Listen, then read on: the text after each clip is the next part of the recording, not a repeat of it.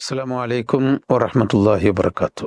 ബഹുമാന്യരായ സഹോദരന്മാരെ, സഹോദരികളെ, ഇന്ന് നമുക്ക് പഠിക്കാനുള്ളത് സൂറത്തുൽ ഫീൽ, ആന എന്ന പേരിലുള്ള അധ്യായമാണ്.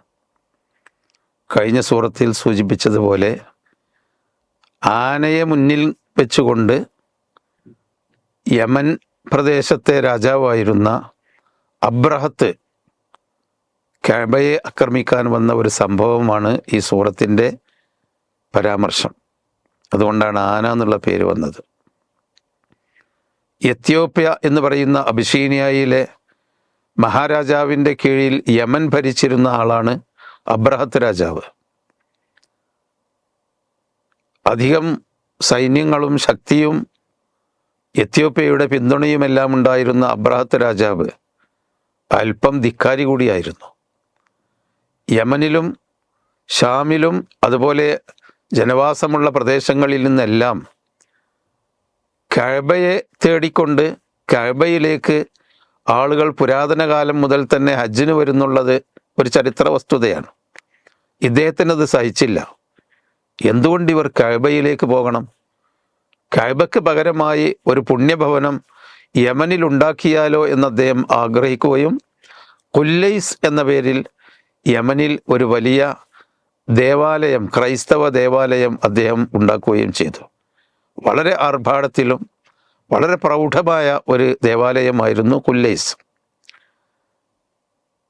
അറബികളായ ആളുകൾ യമനിൽ കച്ചവടത്തിന് വന്നപ്പോൾ മക്കയെ, കഅബയെ വെല്ലുവിളിച്ചുകൊണ്ടുള്ള ഈ ദേവാലയത്തെ കാണുകയും അവർ ആ ദേവാലയത്തിനോട് വേണ്ടത്ര ആദരവ് പുലർത്താതെ കൈകാര്യം ചെയ്യുകയും ചെയ്തു എന്നറിഞ്ഞപ്പോൾ അബ്രഹത്ത് രാജാവ് പ്രതികാരം ചോദിക്കാൻ വേണ്ടിയാണ് ആനയെ മുൻനിർത്തിക്കൊണ്ട് സൈന്യങ്ങളുമായി കഅബയിലേക്ക് വന്നത്. കഅബയുടെ അടുത്തെത്തി. എന്നാൽ ആന മുന്നോട്ട് നീങ്ങിയില്ല. കഅബയെ തകർത്തി ചവിട്ടിപ്പൊളിക്കാൻ ആനയെ ഉപയോഗിക്കാമെന്ന് വിചാരിച്ചെങ്കിലും ആന മുന്നോട്ട് വരാതെ ഇരിക്കുകയും ആ സമൂഹത്തിൻ്റെ മേൽ ഒരുതരം അബാബീൽ എന്ന് പറയുന്ന ഒരുതരം പക്ഷികളെ അല്ലാഹു തആല നിയോഗിക്കുകയും ആ പക്ഷിയുടെ കൊക്കിലും കാലുകളിലും ചെറിയ ചെറിയ കല്ല്, ഒരുതരം കല്ലുകളുണ്ടായിരുന്നു. ആ കല്ലുകൊണ്ട് അവരെ എറിഞ്ഞ്, അവർ വിഷം ഉള്ള ഒരു കല്ലായിരുന്നു, അതുകൊണ്ട് അവർ നശിപ്പിക്കപ്പെടുകയും ചെയ്തു എന്നതാണ് ചരിത്രം. അതാണ് സൂറത്തു അൽ ഫീൽ. ഇൻഷാ അല്ലാഹ് നിങ്ങൾക്ക് ഈ ചരിത്രവുമായി ബന്ധപ്പെട്ട് ആനക്കലഹം, നബി സല്ലല്ലാഹു അലൈഹി വസല്ലമ ജനിക്കുന്നതിൻ്റെ തൊട്ട് മുമ്പുണ്ട ഒരു സംഭവമാണ് ആനക്കലഹം. അതിനെ കൂടുതൽ പഠിക്കാൻ ശ്രമിക്കണം. നമുക്ക് സൂറത്തിലേക്ക് വരാം. അഊദു ബില്ലാഹി മിനശ് ശൈത്വാനിർ റജീം. ബിസ്മില്ലാഹിർ റഹ്മാനിർ റഹീം.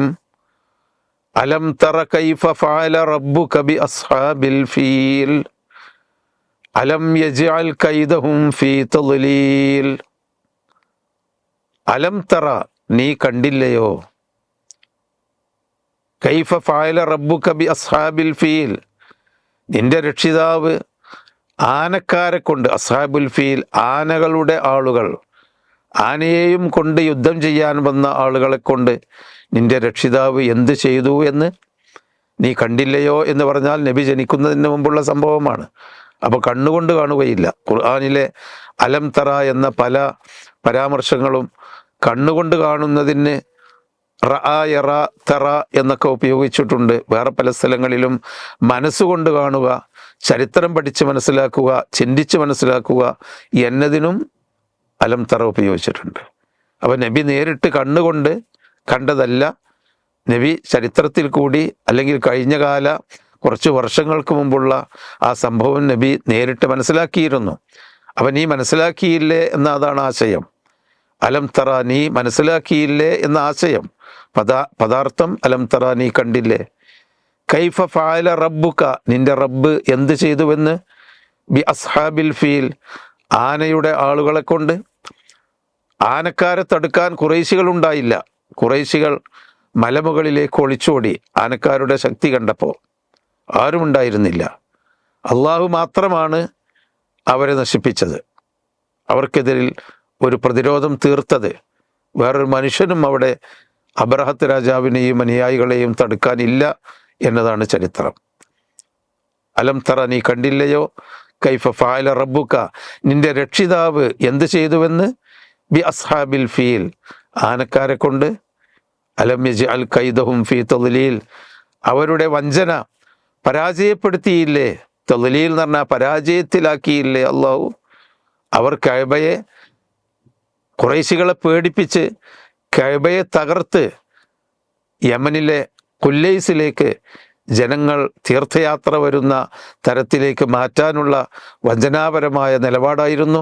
അതിനെ അല്ലാഹു തആല തകർത്തു. അതാണ് സംഭവത്തിൻ്റെ തുടക്കം. ഇൻഷാ അല്ലാഹ് ബാക്കി നമുക്ക് പഠിക്കാം.